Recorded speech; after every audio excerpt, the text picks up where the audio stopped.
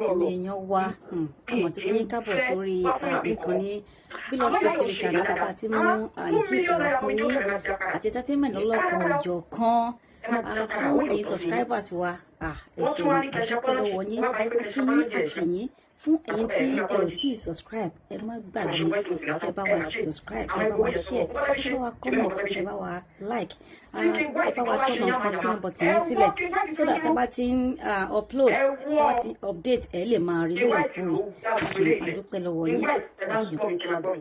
Aṣàjẹ́ máa tẹ̀lé mi o, mi ìdẹ̀ kí n fẹ́rẹ̀ èèyàn fi yánmayàmá yí mi lára rárá. Nítorí ọ̀fi yánmayàmá sí sàárì mi, orí mi kì í jẹ́ ìjẹkújẹ. Kí ló dé? Kí ló dé tẹ̀ ṣe bí tẹ̀sán? Kí ló dé tẹ̀ ṣe bí tẹ̀sán? Kí ló dé kàlẹ̀? Ẹ ń dí justice lọ́wọ́ ẹ̀ sọ́kọ̀ ìrọ̀ justice lọ́wọ́. Ṣùgbọ́n àwọn àwọn ti ń pray. Ẹ máa pa táàpù kìíní gan wọ́n flag. Ṣùgbọ́n àbáwọ̀ kan, but it is not about platform kan sí platform kan, it's about ẹyẹ nẹ́ẹ̀sì pẹ̀lú mental health àwọn èèyàn. Ẹyẹ tó pẹ̀lú feelings àti emotions àwọn èèyàn. Mama is easily manipulated. ISB dàdé ni màmá ń lọ fún. Gaskia ni mo sọ yẹn. Gaskia. ISB dà. Òun ìyá Mohbad ń lọ fún. Ẹ má wọ ẹ̀yìn lọ́tọ̀ tọ́lẹ̀ fún ìlú ọmọ tó yà. Kẹ́ bẹ̀rẹ̀ sí ní fi ṣe sọ̀rọ̀. Kẹ́ bẹ̀rẹ̀ sí ní ṣayọ̀.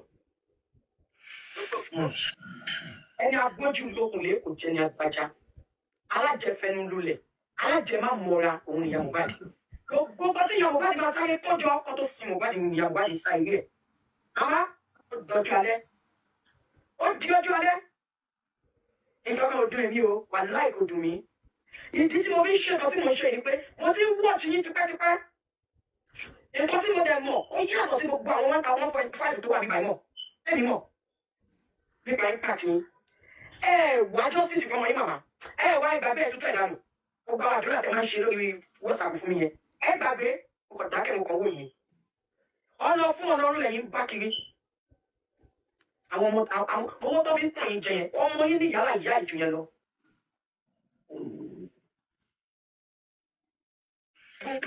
Lọ́wọ́ àwọn tí ò yẹ fún àti òtó bá tẹ̀sí ọmọ yín.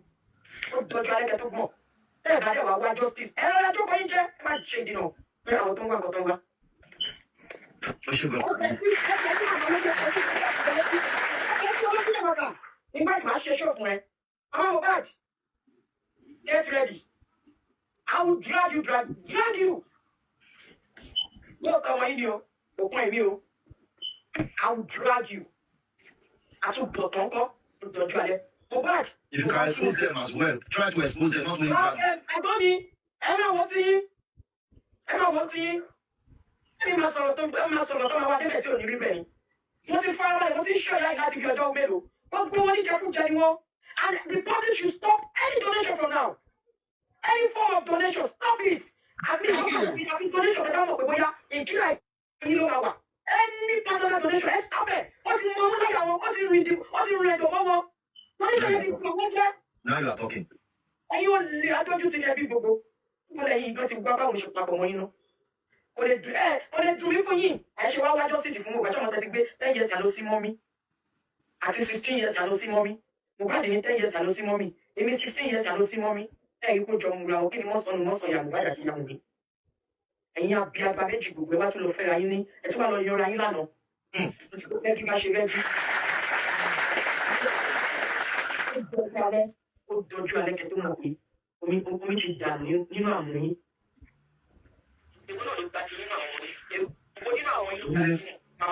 Onílé, sá, kí a bí báyìí mo ní ìdílé láti mo fẹ́ gba fresh air.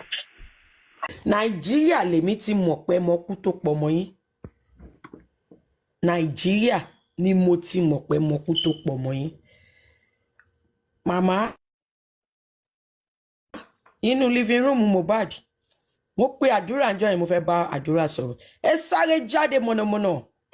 Ìgbà tán bá dá iná igi bo ihò kété láti inú yàrá yín. Àdúrà má sọ̀rọ̀ o, àdúrà má sọ̀rọ̀ o. Àdúrà má sọ̀rọ̀ tẹ̀sán kọ́ọ̀tù náà lẹ sọ fọ́mọ yẹn. Mo di ọwọ́ àdúrà mú, ẹ já ọwọ́ àdúrà gbà. Ẹ mú padà lọ sínú ilé ẹni kó máa lọ sókè. Ẹ jẹ́ kádúrà bá mi sọ̀rọ̀. Ẹdìyẹ tó ṣu tí ò tọ̀. Yorùbá lábùkù ara ẹ̀ ni. Gbogbo ẹ̀yin tẹ́ ń wò mí àtètí tó ń gbọ́ mi, ẹ ní gbọ́mọ yín sí. ẹ fi wọ́n sílẹ̀ fi wọ́n lẹ̀ ẹdìyẹ tí oṣù tí ò tọ́ lọ́rọ̀ wọn àbùkù ara ẹ̀ ni màmá ẹ̀ wá justice màmá nǹkan tẹ máa jẹ́ àtúbọ̀tán tẹ máa jẹ́ lẹ́ ń dù ẹ̀ wá justice ẹ̀ wá. Ǹjọ́ yẹ kí tèmi tún pè ẹ̀yin màmá kẹ́yìn tún gbé aago tèmi ǹjọ́ yẹ kẹ́yìn tún padà sọ́dọ̀ tèmi torí nǹkan tẹ máa jẹ tèmi I challenge you ìwọ àti ìyá Mohbad ti ń sọ̀rọ̀ náà àbí ẹ tíjọ́ máa sọ̀rọ̀ ó dalẹ̀ kọ́lọ́mbrẹ́là gbogbo yín tó mọ̀ pẹ̀lú lẹ́dí èwo ń tèmi díẹ̀ ní tàlàbà mọ nínú ìbejì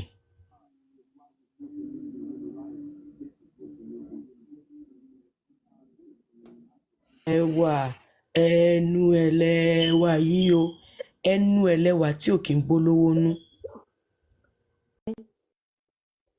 àti 16 years àná sí mọ́mí Mohbad ní 10 years àná sí mọ́mí èmi 16 years àná sí mọ́mí ẹ̀rí pò jọ múra wọn kí ni mọ́sàn ìyá Mohbad àti ìyá Wùnmí ẹ̀yin abiagba méjì gbogbo ẹ wá tún lọ fẹ́ra yín ní ẹ tún wá lọ yanra yín lánàá rẹ́gí bá ṣe rẹ́gí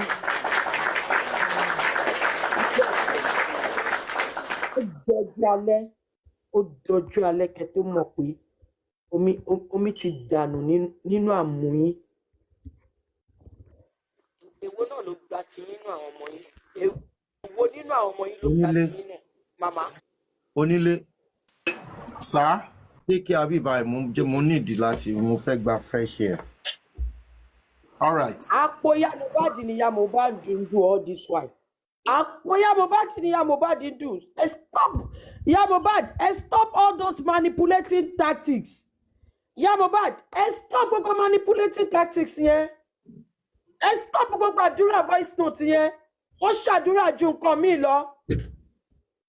Stop ẹ̀. èmi wá wà nú ọmọ àná ni. èmi ò ń ṣe lẹ́nu méjì èmi ń ṣe lẹ́nu méjì ẹ bá pè mí lẹ́nu méjì ẹ bá ló dùn mí ó dà pé ọ̀dọ̀ ọmọ mi jókèm àbí orí platform kan ni mo wà tán ti bí mi lọ́rọ̀ ìyá Mohbad ẹ̀yin tẹ́ bá wà bí ẹjọ́ comment section ẹjọ́ ẹ bá mi testify sí wọ́n ń bí mi lọ́rọ̀ ìyá Mohbad mo ní mi tí fẹ́ sọ̀rọ̀ lórí ọ̀rọ̀ màmá yẹn tó bá jẹ́ tẹ́lẹ̀ ni màá ti sáré sọ pé bye mo ní mi tí fẹ́ sọ̀rọ̀ lórí ọ̀rọ̀ ìyá Mohbad yẹn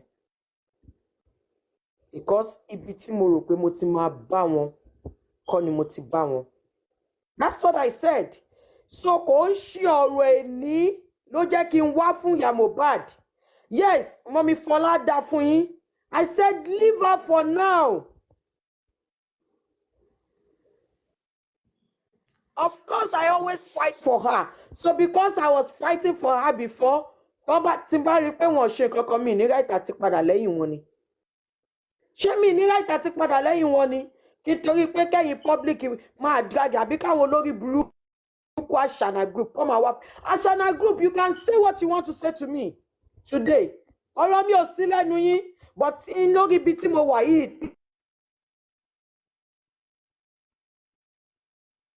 Bá fẹ́ sí ìwọ ló ní ká ṣe báyìí fún ìyá Mohbad wọ́n lè sọ̀rọ̀ sí mi màá gbà mọ́ra tó bá sọ̀rọ̀ sí mi because ẹni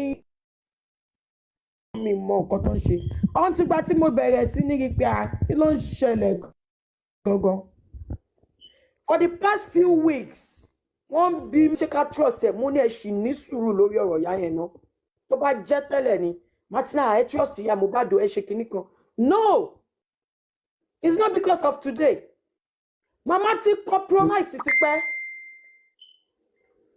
Mama ti compromise ti pẹ́. Ẹ̀yin dẹ̀ lẹ mọ̀, lẹ́yìn lẹ lọ́mọ. At the end of the day, ẹ̀yin lẹ lọ́mọ now. Àti public bá sọ pé àwọn sì fẹ́ wá nǹkan tó pa kínní. No wahala, they should go ahead, they should proceed. Ẹ má dáwọ́ sí anybody mọ́. Mi ò lè pàṣẹ ẹ̀yin lẹ lówó yín o, but ẹ má dáwọ́ fún anybody mọ́. Owó yẹn ti bà wọ́n jẹ́ mi ìdẹ̀ lè sọ pé owó bá àwọn jẹ́ náà kọ́mọ yẹn náà tó kú kọ́ ìyàwó lẹ́kọ́ sọ́mọ bí mo ṣe dúró ìgbà tí mo dẹ̀ rí pé compromise máa bọ́ta máa sọ̀rọ̀ máa wá mórí wọlé kọ́ máa sọ̀rọ̀ sí mi ìgbà tí mo rí òótọ́ ọ̀rọ̀ lọ́dọ̀ bàbá ṣé mi bọ́ta mi ò apologize tí n bá rí pé ìyá Mohbad náà compromise I will do the same thing exactly what I'm doing now because paramọ́lẹ̀ mi kọ̀ wọ̀wọ̀ sí mi ìdẹ̀ fẹ́ anybody feel. All right, Sister Karimo, can I ask you some question, please? Yes, sir. Go ahead, sir. All right. The reason why you said we should not come for Iya Mohbad then was as a result that you know we pay Iya Mohbad more ju Baba Mohbad lọ, and you really wanted her to talk. That was why you said we should not come for her. Did you know why I get that? Why you were angry this afternoon, sọ̀rọ̀ kan wípé Iya Mohbad mọ̀ ju Baba Mohbad lọ, mo wá dúró mo ro brain mi wípé probably that was the reason why you said we should calm down, because tí Iya Mohbad bá sọ̀rọ̀, I could remember your statement now. Wípé tí Iya Mohbad bá sọ̀rọ̀ ayé ẹ máa bàjẹ́ gan. Did we all remember that? Did you remember that, Sister Karimo? Mo rántí náà torí ẹ mo ṣe ní kẹ́ fà wọ́n mọ́ra kó jẹ́ kí bàbá fà wọ́n mọ́ra. Ìbọn mi ò mọ̀ pé I am not blaming you. I am not blaming you for what you have said then. But now that you see that she is not doing what you expect her to do, and I am also giving it to you for coming out to talk senses into her brain now. So for that, I have nothing against you. But please, what I will advise you, Lori Oroi, Sister Karimo, though you've admitted that, don't let us use that formation on any one of them again, because our people igongonon pe ni goat, the real goat. You get? No matter how you try to bring them in, wọ́n máa jẹun tán bá ti jẹun wọ́n sì máa padà rìnrìn àárẹ̀ wọn yẹn lọ. You get? So I don't want you to solicit for anybody. Not anymore. Anybody you want Thank to you. drag them. Anybody is available for draggable. Mama, tẹ́ ẹ bá dá 2 million yẹn padà fún Mọ́mí Jokem. Mo máa béèrè account number tẹ́ máa dá padà sí lọ́wọ́ Mọ́mí Jokem ń sìn. Mọ́mí Jokem tẹ́ bá gbọ́ mi mà ẹ jọ̀ọ́ send ẹ sí TikTok kíní tẹ́ ti gba account màmá. Ẹ send ẹ sí mi. Màmá mo máa send ẹ sí WhatsApp ń sìn. Tẹ́ ẹ bá dá 2 million tẹ́ gbà yẹn padà. Èmi àti àjọ wọ ṣòkòtò kan náà. Torí mi ò ń jẹ̀jẹ̀kújẹ o.